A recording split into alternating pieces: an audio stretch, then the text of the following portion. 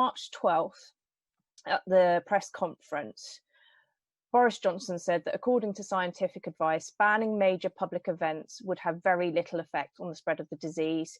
Sir Patrick Vallance had talked about needing immunity to protect ourselves from this in the future. Do you think the government on March the 12th had decided to go through a strategy that included herd immunity? None of us could argue for herd immunity. I don't believe that could ever be a public health approach to dealing with a pandemic, which is already killing a lot of people in China. It's transmitting asymptomatically between people. It's led to draconian interventions in much of Asia before it arrived in the UK.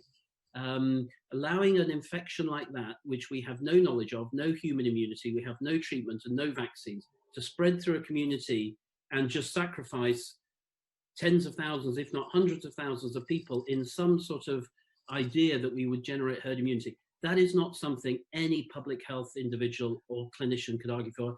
And actually, I don't believe that Patrick Vallance was arguing for that. I think what he was saying is ultimately this can only be controlled when there is herd immunity, and that will have to come through a vaccine. That's as I understood it. His full quote was, "It's not possible to stop everybody getting it, and it's also actually not desirable because you want some immunity in the population. We need immunity to protect ourselves from this in the future." Even if the scientists did not want to pursue herd immunity, the government appears to have done so by stopping the testing and tracing and allowing major public events such as Cheltenham, Atletico Madrid and Liverpool. Do you agree that at that stage, the decision to stop track and trace and to not have a lockdown and to allow mass public gatherings to continue was effectively allowing herd immunity? I don't accept the way you've characterised it, in the sense that I don't believe anybody could be arguing from a scientific and public health perspective for an infection like this to generate herd immunity. I just don't think anybody could make that argument when we knew so little about it, but we could see awful things happening in hospitals in China and indeed by the middle of March in Italy. So no, I could not characterise that, and I do not believe SAGE ever advised that. Thank you. Professor Sir John Bell, could you come in on that as well, please? No, I agree with Jeremy.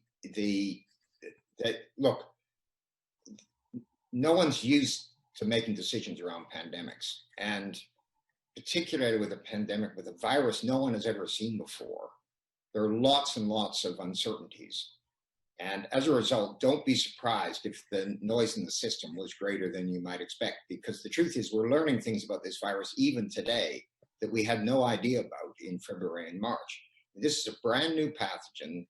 We knew what it did in China.